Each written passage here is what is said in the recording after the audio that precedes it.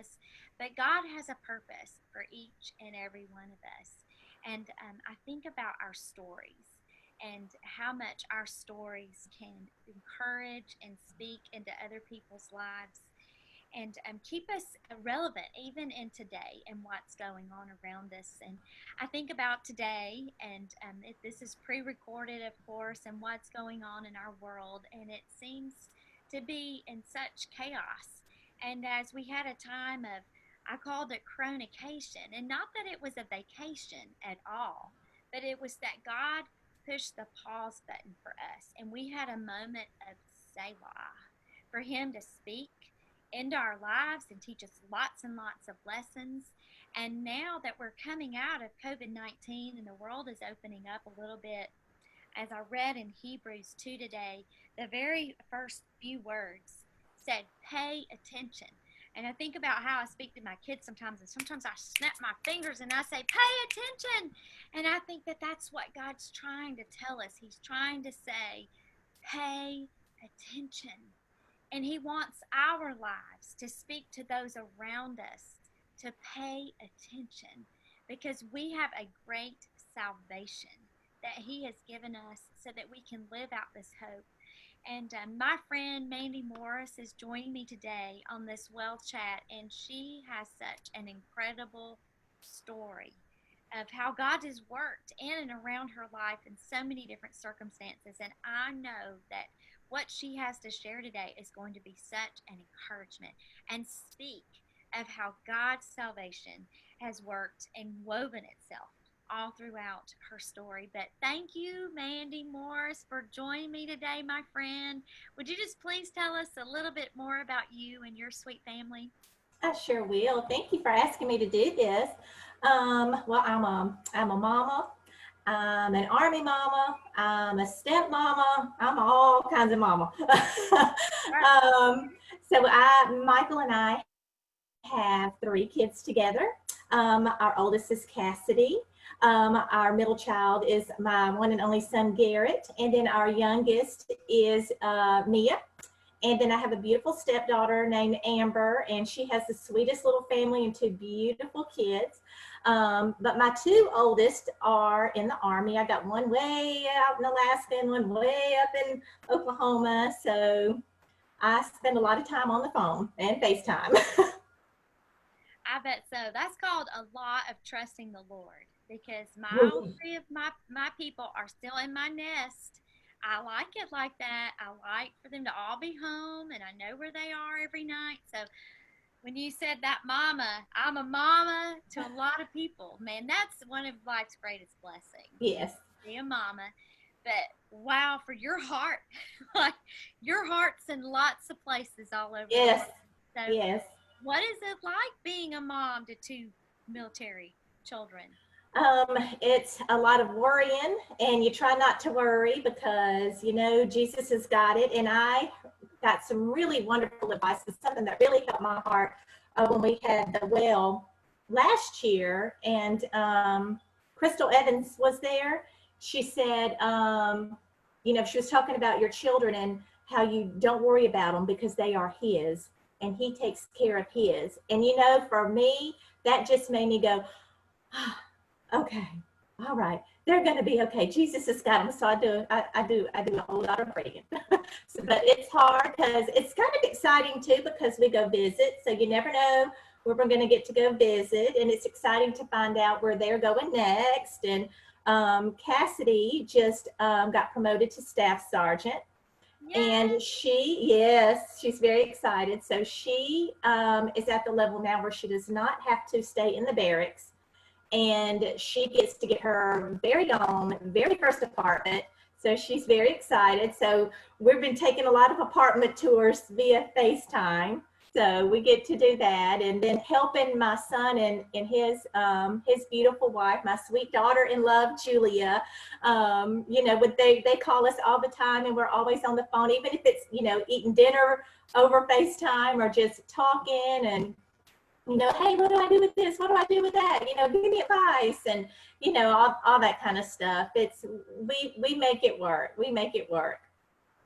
That is such great advice. It's and that's what we do. We get encouraged, and then we encourage someone else. For Crystal to Yes, give you that advice of knowing that our children are God's children too, and He loves yes, them more than we do. It's hard to imagine that, I but know. no love like the love of our Heavenly Father who created them just like He did us and made them, and we just have to trust that when we pray that hedge of protection about them, that it's there with them. But I can't imagine how difficult it is to go to sleep some nights not It knowing is sometimes. what's going on in their worlds. That's definitely trust for sure. Yes. Well, tell us a little bit about these last 90 so days that has impacted your family, and how you all have stayed in touch and maybe grown closer together in the Lord, and in your family. Share with us about that. Yes, it's just a wonderful story because when it started, when Corona first hit and it started, and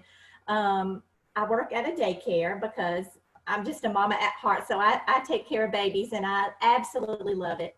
But when Corona first hit, and I was out of work maybe about 3 weeks, the daycare closed and I was able to stay home. Well, you just stay at home and you watch the news and you're scrolling through social media and you get scared, and I'm sitting at home and I'm not working, and you're reading all the negative. And in the beginning, I was really worried, really scared. What's going to happen? Are we all going to get sick? Am I ever going to go back to work again? What about my husband's job? What about my kids? All of that stuff. So it kind of, it kind of hit me hard. But then I started praying and pulling myself up and let Jesus pull me up out of that hole I had dug myself in. And some really wonderful and beautiful and amazing things started to happen. First of all, I started reading my Bible more. And I will say, had it not been for coronation, I would not be in my Bible as much as I am. That was something I've always struggled with, is that self-discipline to, sit down every day and actually read it. It was a pick it up here and there, that kind of thing. But to have the time on your hands and really, start praying and, asking God to help you and speak to you and take your worry away. Well, He started doing a wonderful work and not only me, but in my house. Um, so it wasn't long after I really got into my Bible. I was like, wow, Lord, thank you for this. I'm really in my Bible. And then I started praying, use me, use me anyway. That's a scary prayer to pray, let me just tell you.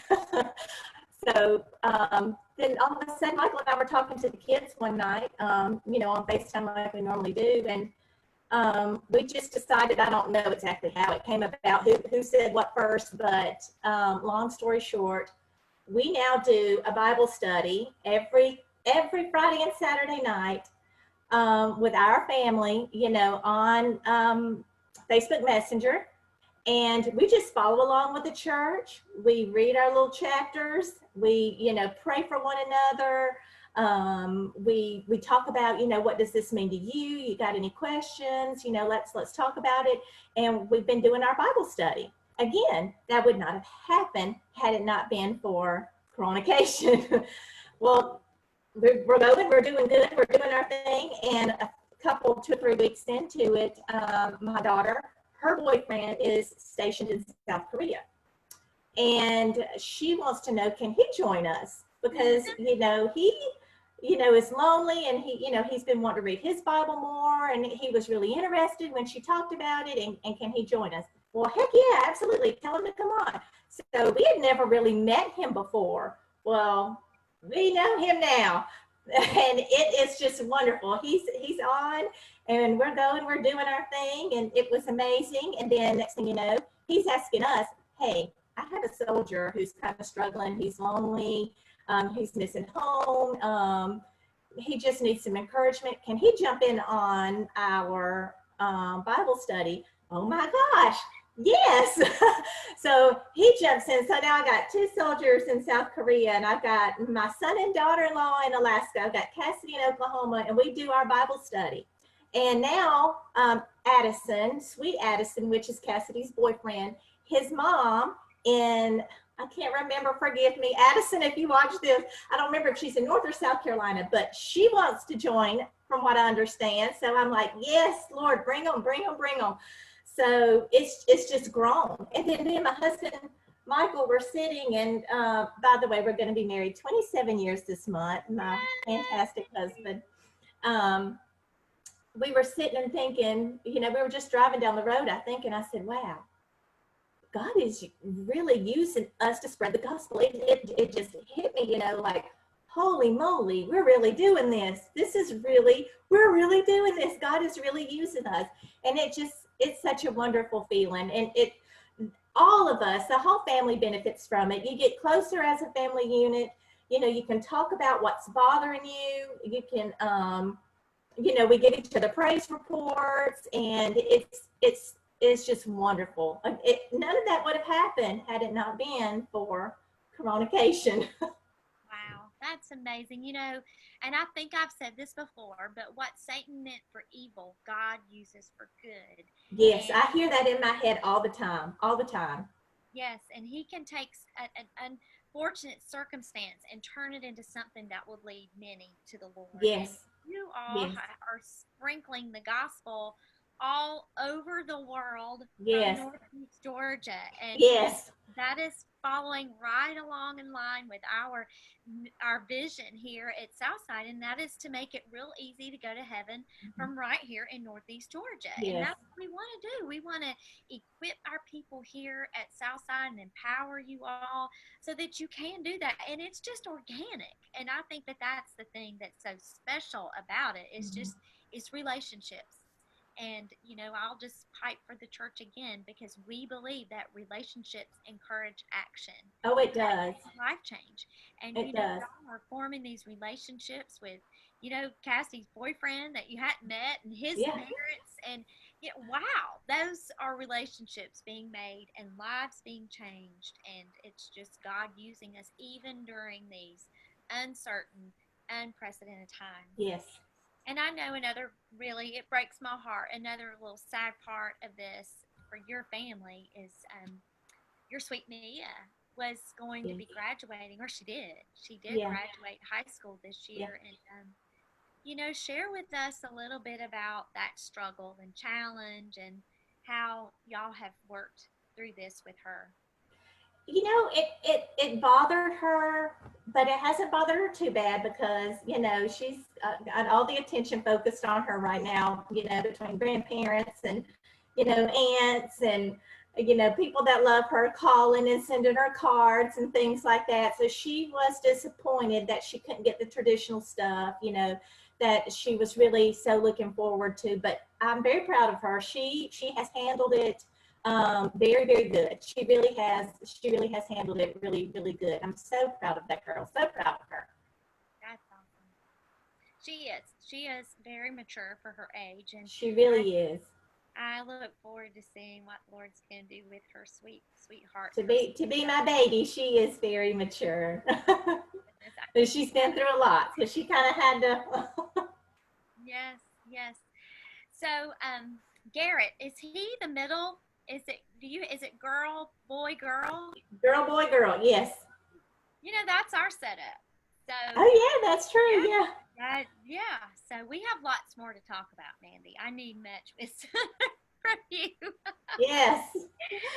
Well, take me back because your love for Jesus is just it just exudes from your spirit, and I just love your love for him, and it's magnetizing and encouraging to me. But take me back. Take me back to where you first met the Lord and how that happened in your life. I remember Pastor Jeff preaching one day and I believe he may have even been doing an altar call, but he was talking about, um, now is the time, you raise your hand or make eye contact with me and say yes to Jesus. And then he said something that really struck me. He said, maybe you're one of those people, though, that has never known a time where you did not know Jesus. And I thought, wow, that is me. I have never known a time when I did not know Jesus. I don't have this miraculous, testimony, of where I didn't know who Jesus was, and then I did. Those are the greatest stories ever, by the way. But I've always known Jesus, and that was because of my grandfather. I called him Pa, my Pa. He taught me about Jesus from, he was probably speaking it over me when I was an infant, but I've just never known it. I've never known a time without Jesus in my life. And I got baptized when I was, I believe, 7 years old. And I can vividly remember it to this day. I remember the feeling of the water. I can remember putting on my coat afterwards, and my mama putting on the hood of my jacket and tying it.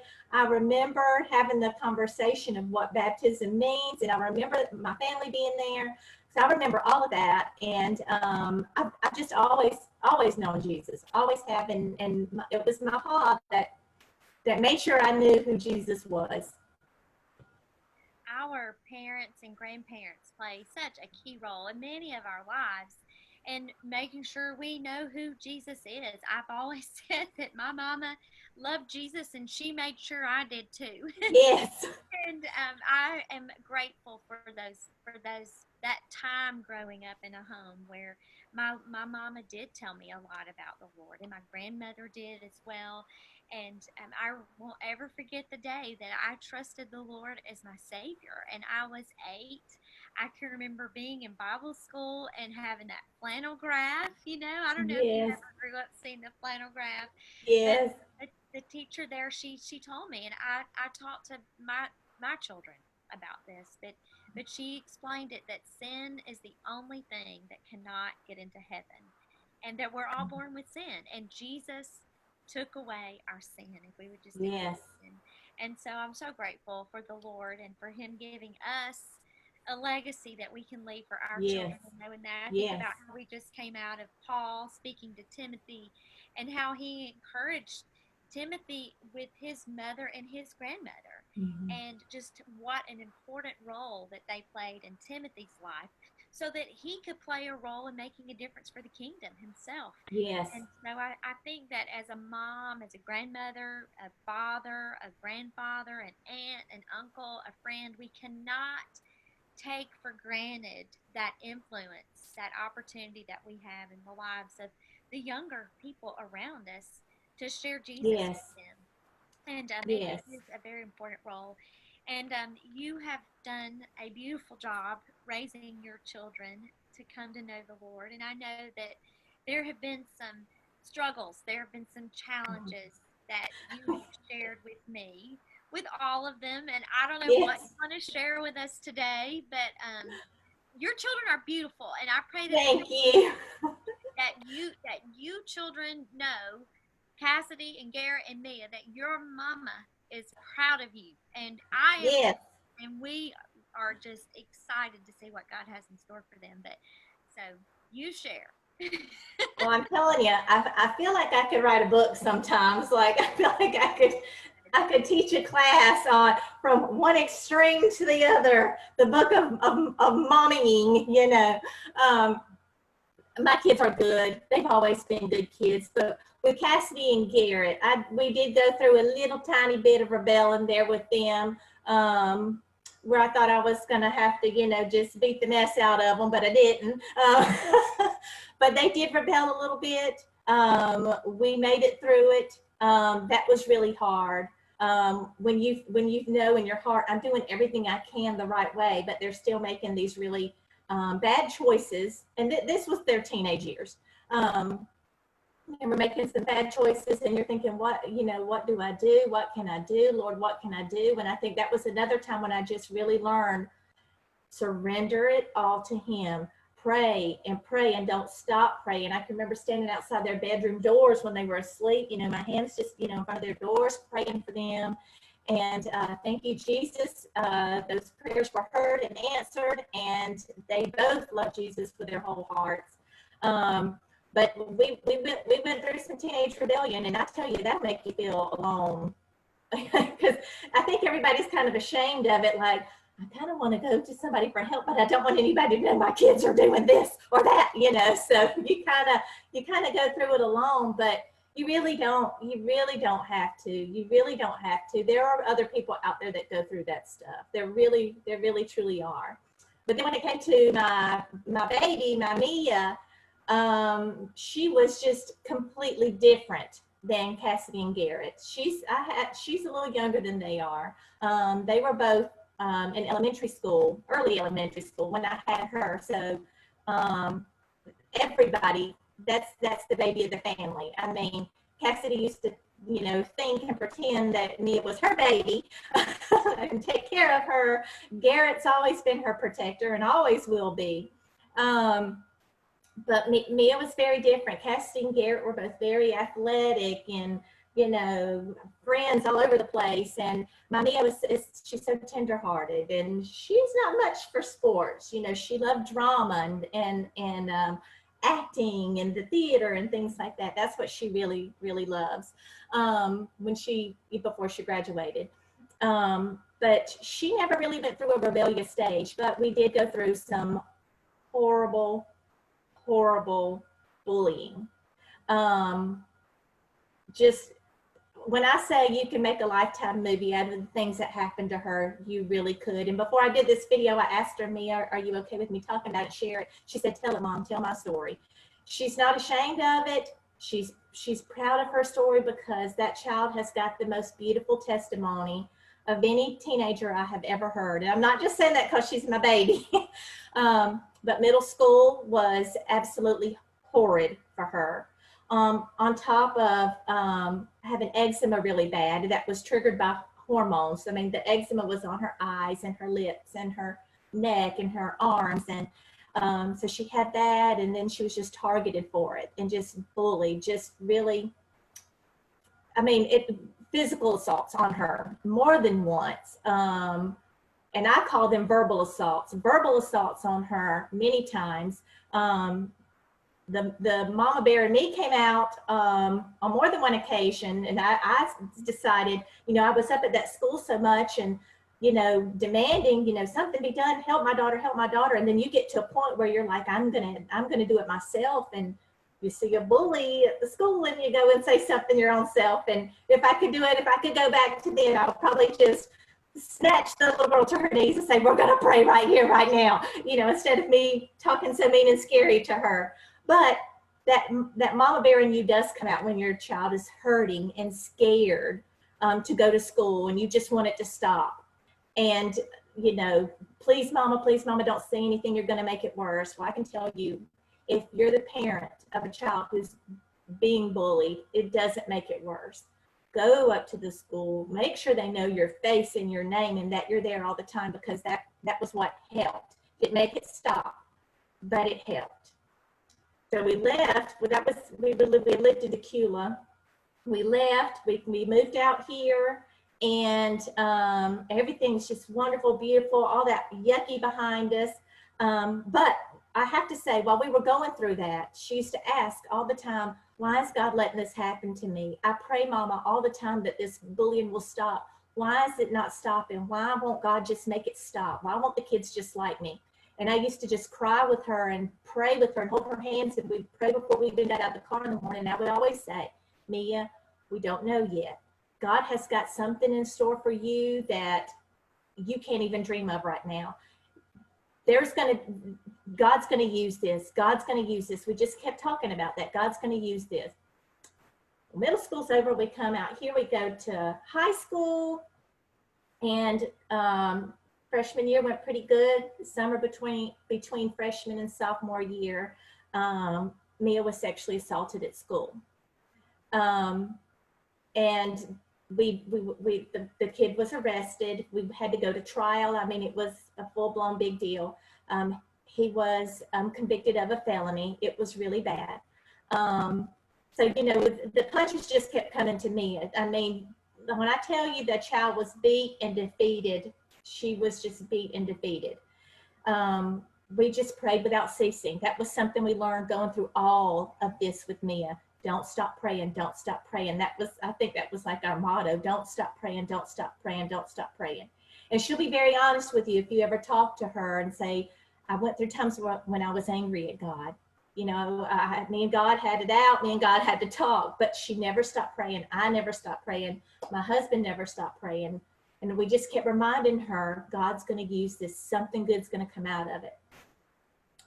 The rest of high school was good, was good. When I say we were glad to graduate, we're glad to graduate. But now, Mia just was going to, very involved in the youth at Southside.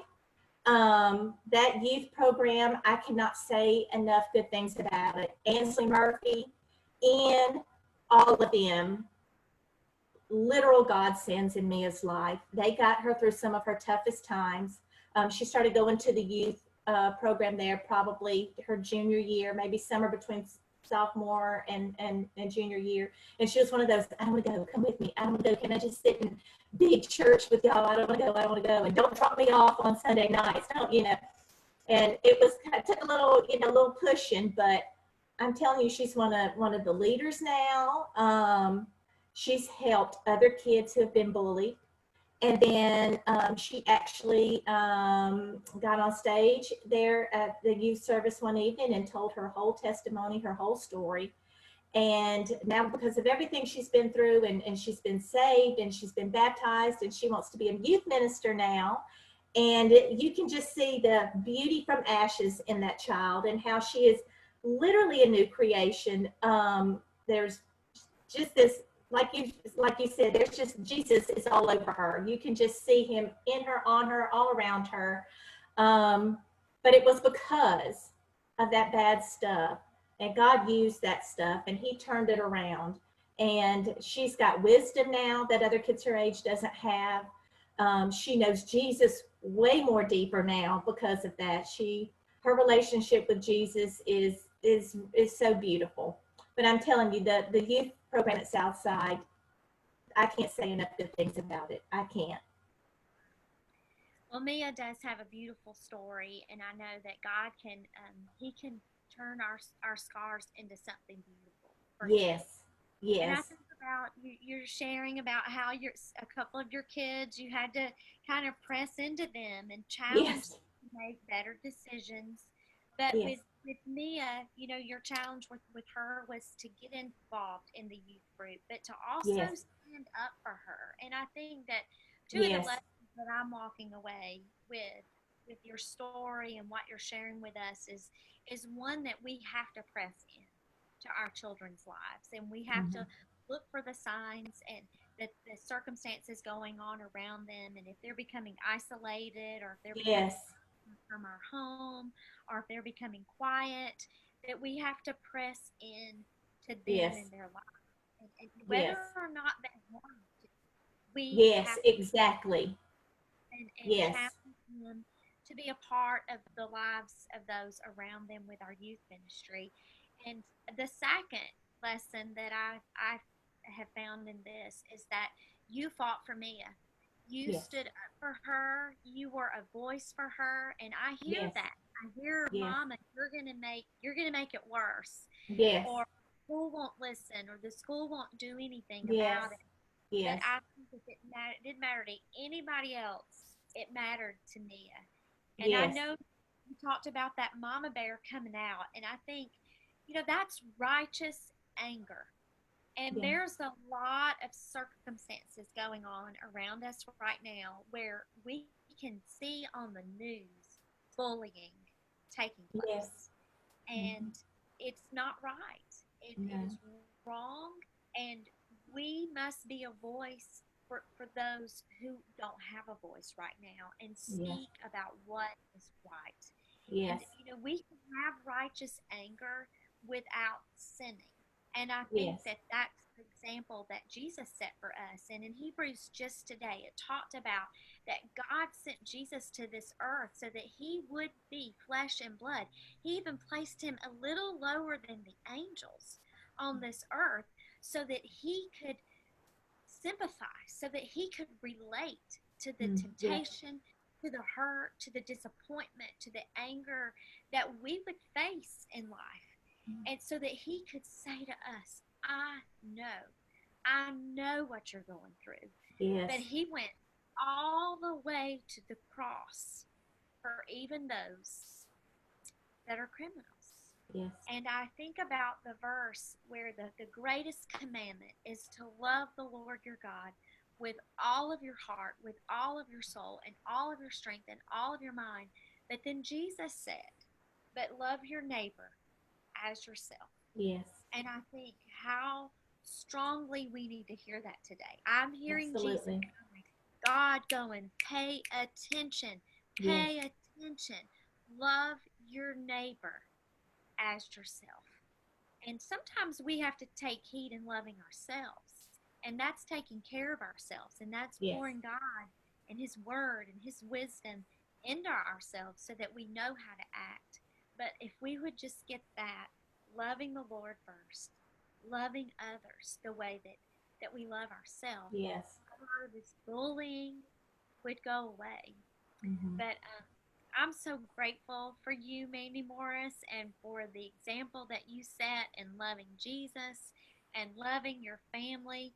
You didn't say a whole lot about loving your man, but you do that really well I too. love him, love him, love him. Like I said, 27 years, and I love him with all my heart. Awesome. But I thank you for just being the mama that you have been and giving us other mamas an example to look forward to and how to be there for our kids and pull our family together in hard times and to encourage them, keep them close together, keep them close to Jesus, and for being there for them like you have been. Yes. Thank you. Thank you for that. Thank you. Thank you to all of our friends who've joined us today. And we're just grateful for ladies of wisdom like Mandy Morris. And I pray that you would be encouraged this week. And thank you for joining us. And we'll see you again next time. Bye.